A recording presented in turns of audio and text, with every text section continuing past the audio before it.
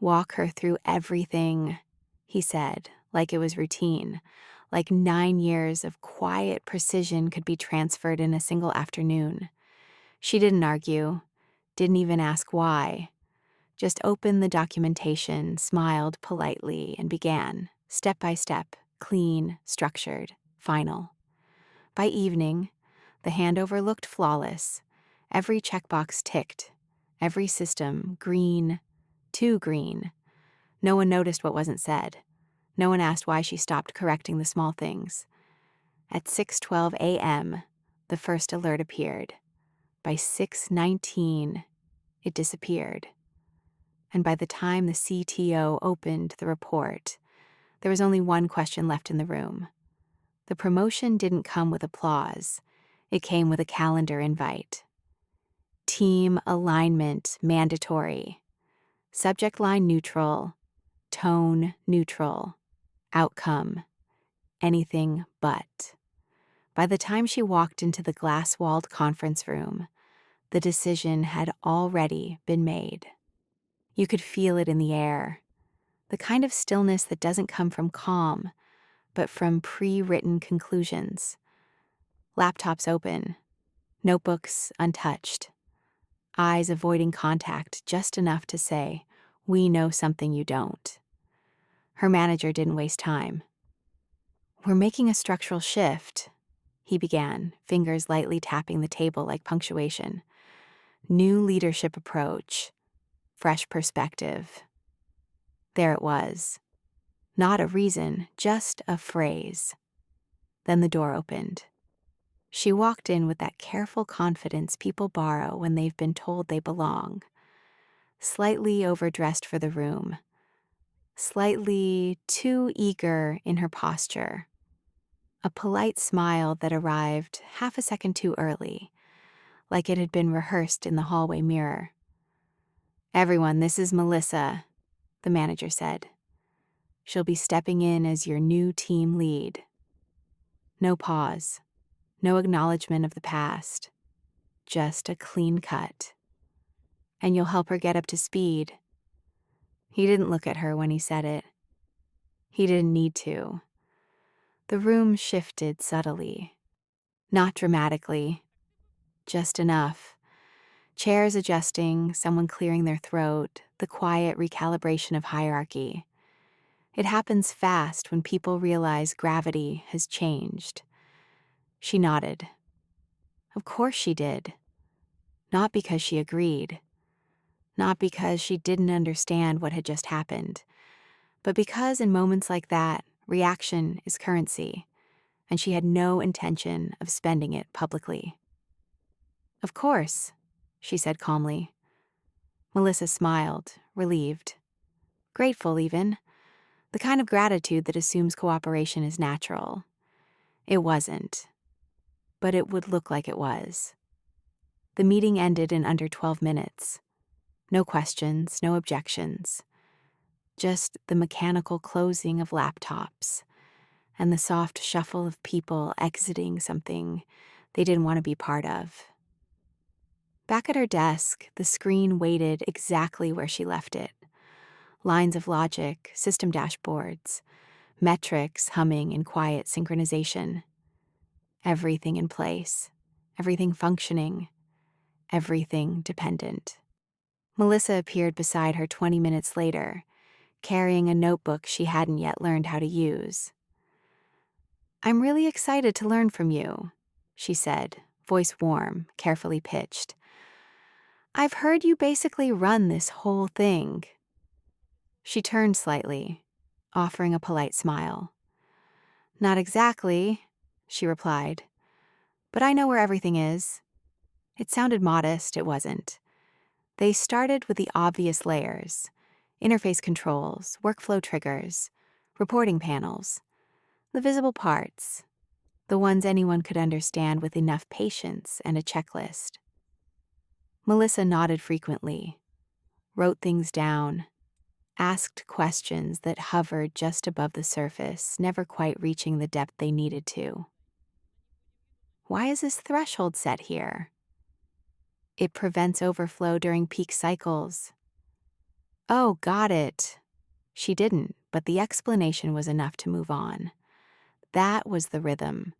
Question, simplified answer, progress, clean, efficient, incomplete. By midday, they had covered most of what management would consider operational knowledge, the kind you can present in a slide deck, the kind that fits neatly into documentation, the kind that looks like control. Honestly, Melissa said at one point, flipping through her notes, this isn't as complicated as I expected. She paused for a fraction of a second, not long enough to be noticed, long enough to register.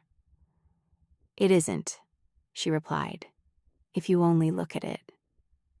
The afternoon passed in structured blocks, process walkthroughs, scenario simulations, contingency protocols, simplified just enough to feel manageable. At 3:40 p.m., Melissa leaned back slightly. I think I've got a good handle on it. There it was, the sentence that ends curiosity.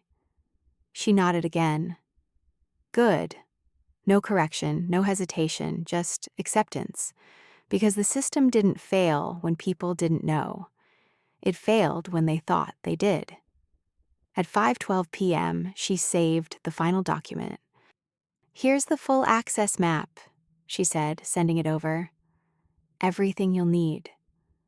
Everything she chose to include. Melissa skimmed it quickly, eyes scanning for confirmation rather than comprehension. This is perfect, she said. Seriously, thank you. This makes everything so much easier. Easier. Yes. That was the point. They wrapped up shortly after. No ceremony, no acknowledgement of transition. Just a quiet conclusion to something that looked, from the outside, like professionalism at its best. At 6:03 p.m., she shut down her system. Not abruptly, not dramatically. Just a sequence of clicks she had performed thousands of times before. Only this time there was no intention behind reopening it tomorrow. As she stood up, the office felt different, not emptier, not heavier, just detached, like a place she understood perfectly but no longer belonged to. Melissa waved lightly from across the room. See you tomorrow. She returned the gesture. See you. But her tone didn't carry forward. In the elevator, the silence was complete. No notifications, no follow-ups, no last-minute questions, which in itself was unusual, because transitions like this usually generate friction. This one didn't, and that was the detail no one paid attention to. Outside, the evening air felt sharper than usual, cleaner. She didn't check her phone, didn't review messages, didn't revisit anything from the day, because everything that needed to happen already had. At 6:47 a.m. the next morning, the first internal alert triggered. It wasn't loud, it wasn't critical, just a small deviation, the kind that usually corrects itself. But this one didn't. At 6:52, a secondary process attempted compensation. It misaligned. At 7:03, the first escalation flag appeared. Still manageable, still contained. Unless you knew where to look. At 7:18, someone refreshed a dashboard and frowned. At 7:26, someone else opened a log file and paused. And at 7:31, the system did something it had never done before. Nothing. No response, no correction, no fallback. Just a clean, silent halt. By 7:44 a.m., the room that had felt so controlled the day before was very, very quiet again. But this time, for a completely different reason. And somewhere inside that silence, a realization was beginning to take shape. They had been shown the system. They had not been taught how to run it. The first real alarm didn't sound like an emergency. It sounded like hesitation. At 7:46 a.m., Melissa refreshed the dashboard for the third time. The numbers were still there, frozen in that precise, unnatural symmetry that only appears when something deeper has stopped moving. Not broken, not crashed, just paused. "That's strange," she said quietly, more to herself than anyone else. No one answered. Across the room, someone opened a secondary panel. Someone else checked the overnight logs. Fingers moved faster now. Not panicked yet, but searching. Looking for the familiar patterns that usually explain everything. There weren't any. At 7:52, the first message went out. "Seeing delays in process chain B. Anyone else?" 3 dots appeared, disappeared, reappeared. "Same here. Queue isn't clearing. Retry loop inactive?" Melissa stood up. "Okay, let's just walk through it," she said, voice steady, almost convincing. "We covered this yesterday." Covered. The word landed lightly. Too lightly. She moved to the main screen, pulling up the workflow map. Boxes, arrows, clean logic. Everything exactly where it should be. Except it wasn't doing anything. "Start from the trigger," she said, scanning her notes. "If the trigger fires, the chain should propagate." "It did fire," someone replied. "Timestamp's there." "Then why didn't it cascade?" Silence, because that part wasn't written down. At 7:58, she opened the documentation file. Her version. The one from yesterday. Scroll, scroll, pause. Everything looked complete, structured, logical. But something felt thin. "Okay," she said a bit faster now. "Check the compensation layer. If the primary path stalls, the backup should take over." "It tried," came the response from the back, "but it didn't align." "Why not?" No answer, because alignment wasn't a setting. It was a judgment call. At 8:03, the second alert appeared. This one louder. Not visually, but contextually. A downstream dependency had begun to drift. "Now it's affecting output C," someone said. "That's not possible," Melissa replied instinctively. "They're decoupled. They're supposed to be." A pause. "They're not." That was the first crack, small, precise, irreversible. Melissa inhaled, sharper this time. "Okay, roll back," she said. "We'll just revert to the last stable state." "Can't," another voice answered. "Checkpoint's incomplete." "What do you mean incomplete?" "It's missing validation." Of course it was. Because validation wasn't automatic. It never had been. At 8:09, the room changed temperature. Not physically, but perceptually. The quiet shifted from concentration to awareness. This wasn't a delay. This was exposure. Melissa's notes were open in front of her now. Pages filled with clean bullet points, arrows, neatly written steps. Everything she had been given. Everything she had believed was enough. It wasn't. She flipped a page, then another, nothing. "Where's the manual override?" she asked suddenly. "Which one?" someone responded. She froze for half a second. Which one? There it was. Because in systems like this, there's never just one. At 8:14, a new message appeared in the internal channel. Escalating to CTO impact spreading. No one reacted outwardly, but everyone felt it. Melissa straightened. "Okay," she said, forcing control back into her voice. "We still have time. Let's isolate the failure point." "Already tried," came the answer. "It's not isolating." "Why not?" Another pause. "Because it's not failing in one place." That was the second crack. Bigger this time. The kind that doesn't close. At 8:19, the dashboards began to desynchronize. Metrics that should have mirrored each other drifted apart, each telling a slightly different version of reality. "Which one's correct?" Melissa asked. No one knew because accuracy here wasn't a number. It was interpretation. At 8:23, someone opened the deep logs, the ones rarely used, the ones that required more than just access.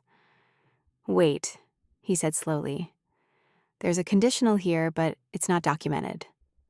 Melissa stepped closer. "What conditional?" "It's adaptive. It changes based on load behavior." "Based on what rules?" He scrolled. "They're not defined." Of course they weren't, because they had never been rules. They had been decisions. At 8:27, the first external impact notification appeared. Small, contained, still manageable, on paper. But inside the room, something else was happening. People were starting to realize they weren't fixing a system. They were trying to recreate a mind. Melissa closed her notebook. Not dramatically, not loudly, just decisively. "Okay," she said, quieter now. "Let's think." But thinking required context, and context had never been transferred. At 8:31, the door opened. No announcement, no warning. The CTO walked in, calm, focused, silent. He didn't ask what happened. He looked at the main screen, at the frozen chains, at the drifting metrics, at the empty correction paths. Then he spoke. "Who's running this process?"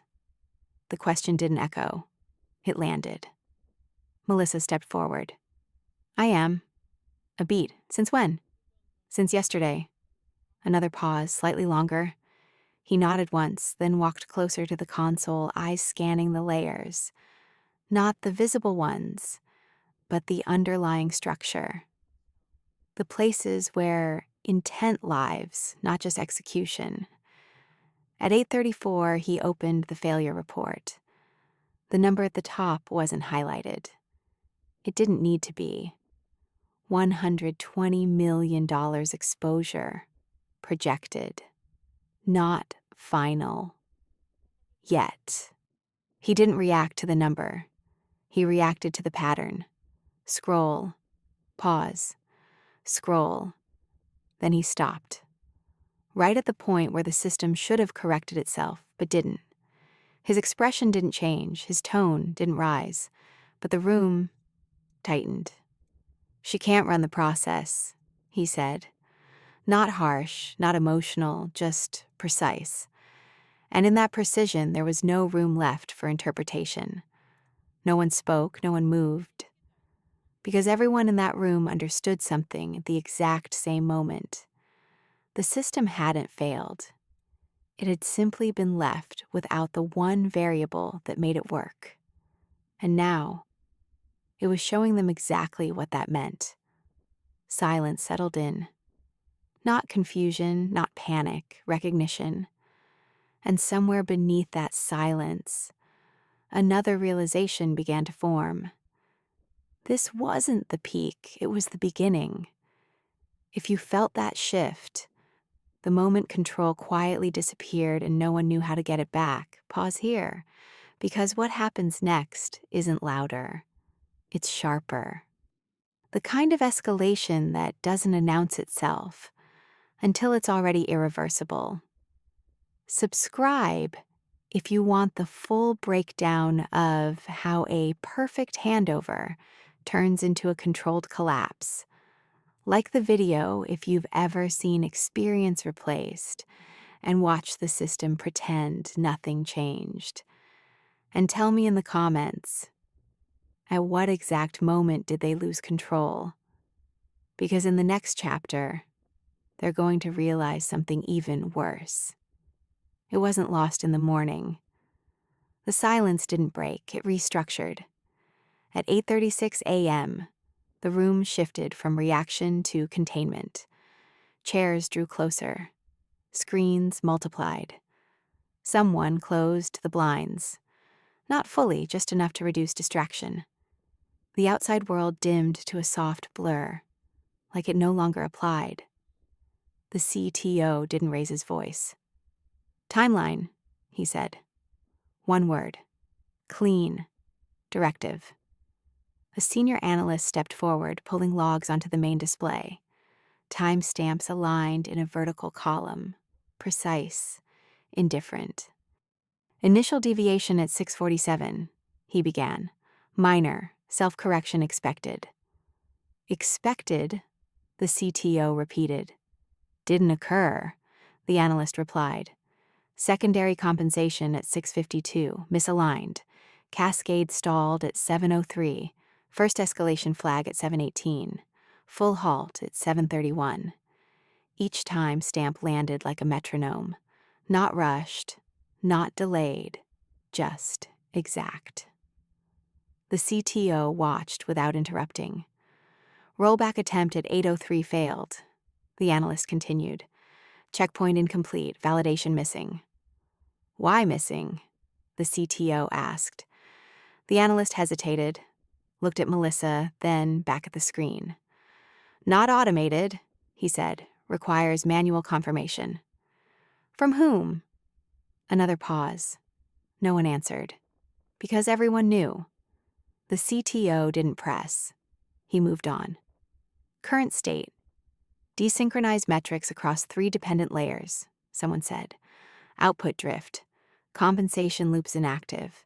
No stable baseline to revert to. External impact? Contained, for now, but expanding. How fast? A glance at the projections. Non-linear. That word hung heavier than the number ever could. Non-linear meant prediction without confidence. It meant the system wouldn't fail in a straight line. It would accelerate, skip steps, behave unpredictably. The CTO nodded once, then he did something subtle. He stopped looking at the dashboards. Instead, he looked at the architecture diagram, the one no one had opened yet this morning. Not the simplified workflow map. The real one. The layered structure underneath, where dependencies overlapped and decisions lived in places documentation never reached. Open layer D, he said. A few seconds of navigation. The screen changed. Less clean, less obvious, more alive. Conditional branches appeared, thin lines splitting and rejoining, some labeled, many not. Tiny annotations scattered across the paths, short phrases, abbreviations, fragments of logic that only made sense if you'd written them. Melissa leaned in. I don't remember this section, she said quietly. Of course she didn't. It had never been part of the walkthrough. Because it wasn't shown, someone murmured. The CTO zoomed in. Here, he said. A node pulsed faintly, not visually, but in the data feed beside it, a parameter fluctuating just outside its normal range. Not critical, not yet. What controls this? He asked. A few seconds passed. Then someone answered. It adapts based on load patterns. How? We don't fully know. Not the answer you give a CTO, but the only honest one. He didn't react outwardly. No visible frustration, no sharp correction. He just nodded again. Then find out. Simple instruction, complex reality. Because understanding that node required context, history, experience, intuition. The kind of knowledge that isn't written down because it doesn't feel like knowledge when you have it. Melissa scrolled through her notes again, faster now. There's nothing about adaptive nodes, she said. No, the analyst replied. There wouldn't be. Why not? He didn't answer immediately. Then, because they change. At 8:44, the first client-side latency report came in. Still minor, still within acceptable thresholds, but trending. External impact increasing, someone said. Project trajectory? The CTO asked. A new panel opened, graphs extended forward, thin lines projecting into uncertainty. Current exposure projection at $120 million, the analyst said. If drift continues, he didn't finish. He didn't need to. The slope of the line did it for him. The CTO studied it for a moment. Then he asked the question that changed the room again. Who designed the system? Silence. Not because no one knew, but because the answer had just become complicated. Finally, someone spoke. She did. A small shift of attention, not dramatic, not accusatory, just directional. Melissa felt it. The CTO followed that line of attention. Did you build this? He asked. Her answer was immediate, yes. No hesitation, no deflection, just fact. He held her gaze for a second longer than comfortable. Then walk me through it, he said. Not a request, a requirement. She stepped closer to the screen. For the first time that morning, her posture changed. Not defensive, not apologetic, focused. This isn't a linear system, she began. It's layered.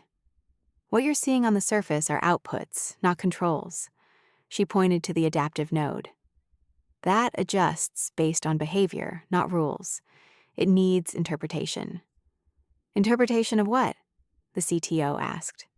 Of patterns, she replied. Load isn't just volume, it's distribution, timing, anomaly frequency. The node balances all of that in real time. And when it misaligns, it doesn't misalign, she said. A small pause. It waits. The room registered that. Waits for what? Someone asked. For a decision. Not a setting. Not a parameter. A decision. And if no decision is made, the CTO continued. She looked at the frozen chain. It stops. There it was.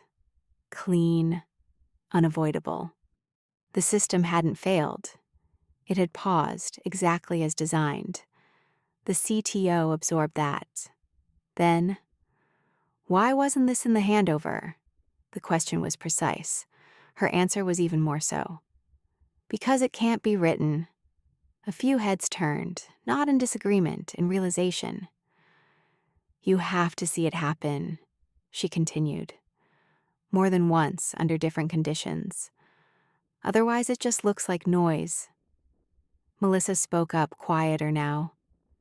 You said everything we needed was in the document. She turned to her. Everything you needed to operate it at a surface level. A beat. But not to run it.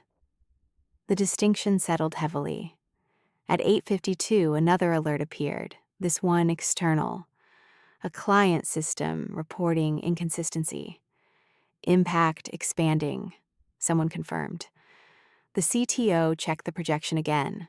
The line had steepened, nonlinear. Options, he said. A few voices offered suggestions. Patch the node. Force a reset. Disable adaptive behavior. Segment the system. Each one sounded plausible.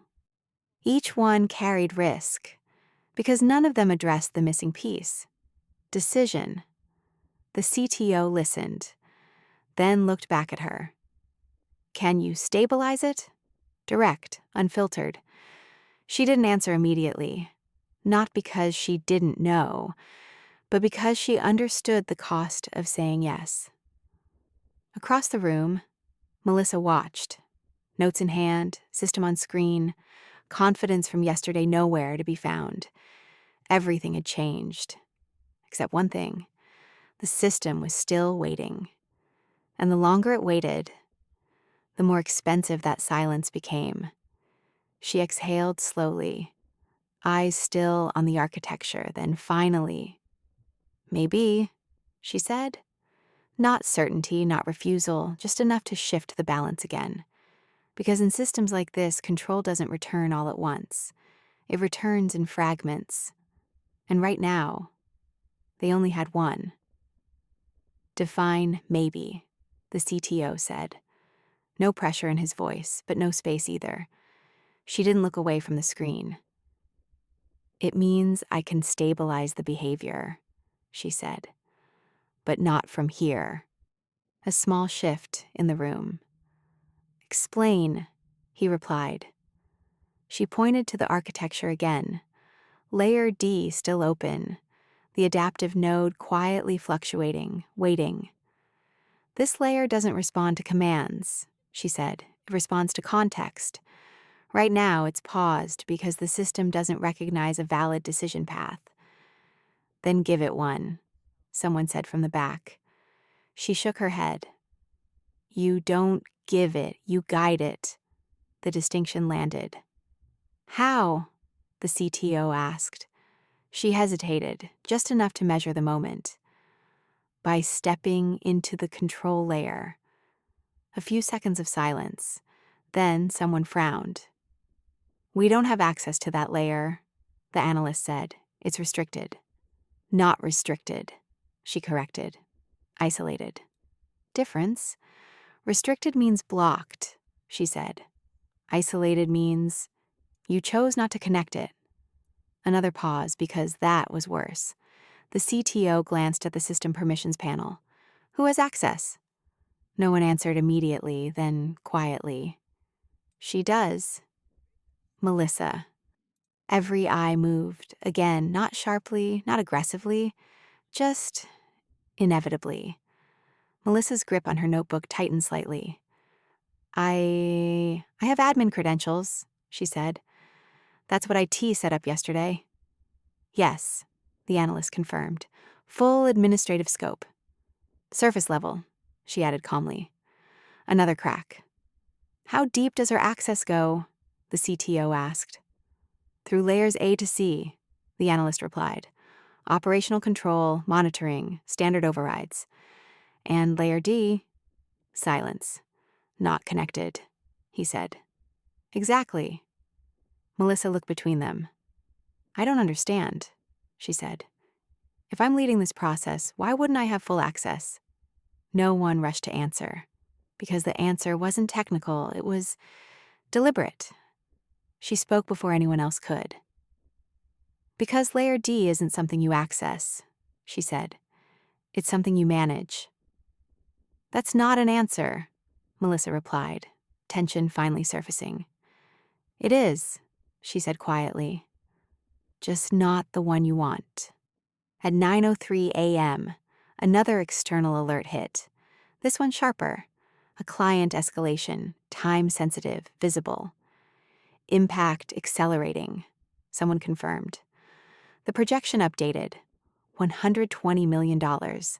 No longer a distant estimate. Now a trajectory. The CTO didn't look at the number. He looked at her. Walk me through it, he said. She nodded once. First, we need to reconnect layer D to a decision point, she said. Right now it's floating, no input, no resolution.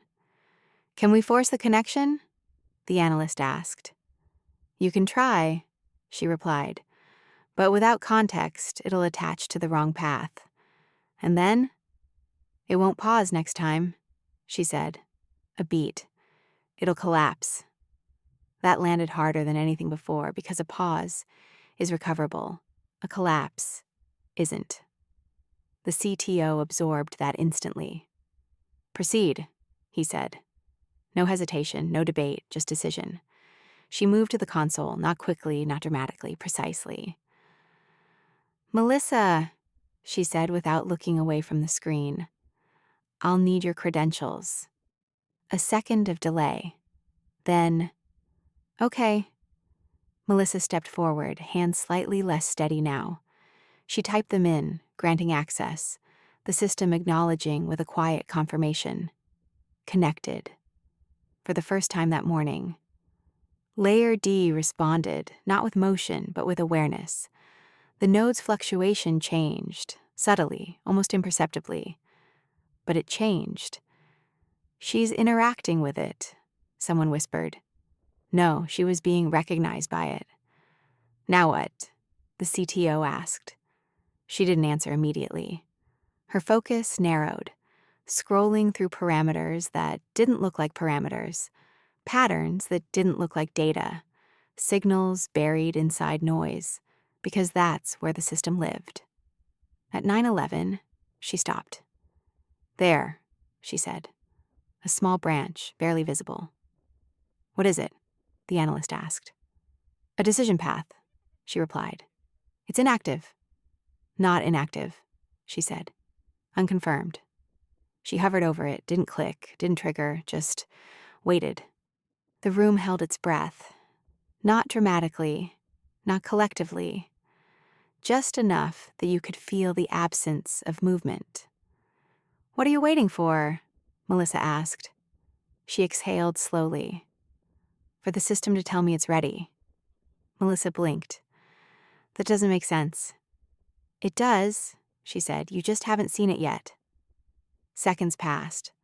Longer than they should have. Shorter than they felt. Then the node shifted. Not visually, but in the data stream. A subtle alignment, a pattern resolving. There, she said again. And this time, she acted. Click. The branch activated. At 9:13, the first correction signal propagated, not across the entire system, just one chain, then another. Small adjustments, micro corrections, like a heartbeat returning. Not strong, not stable, but present. Metrics stabilizing in chain B, someone said.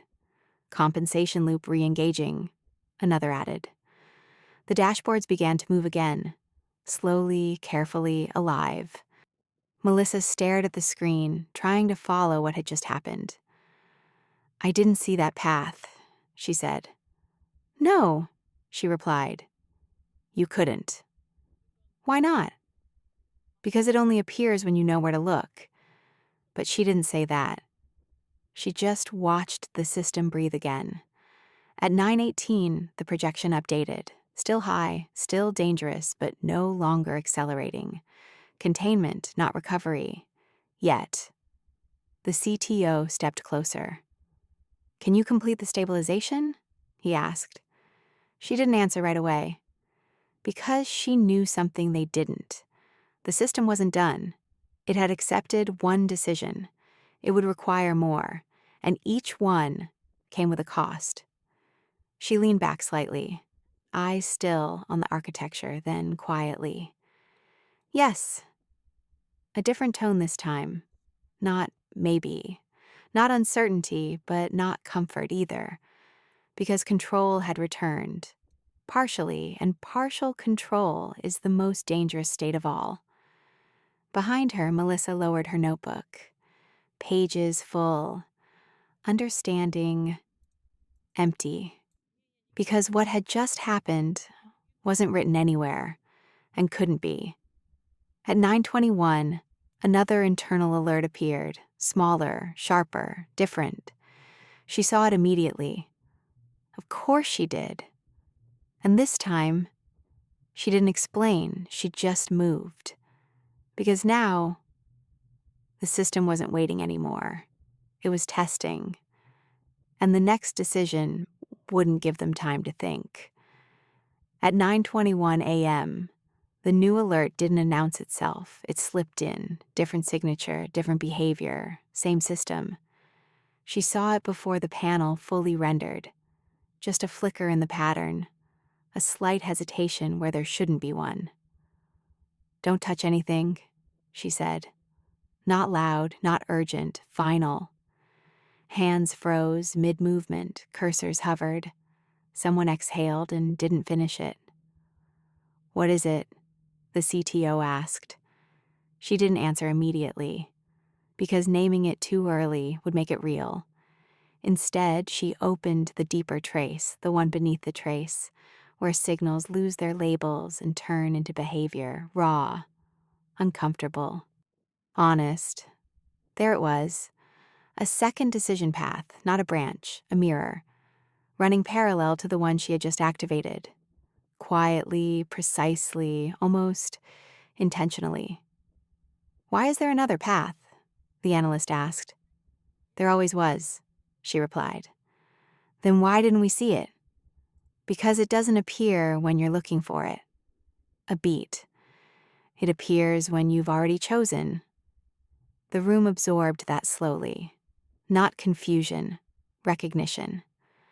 Melissa stepped closer again, voice lower now, stripped of yesterday's confidence. What does it do? She zoomed in.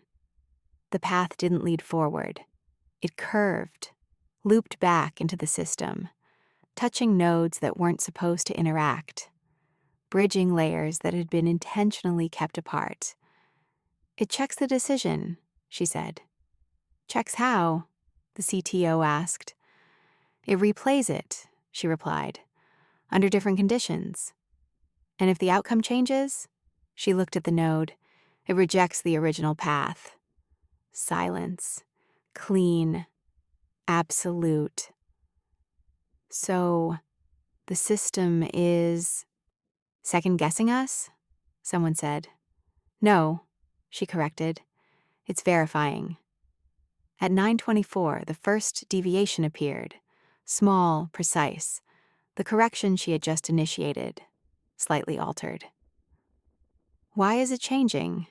Melissa asked, almost whispering. Because it doesn't trust incomplete context, she said. And we gave it exactly that. The CTO's gaze sharpened. Can you override the verification? She didn't even consider it. No.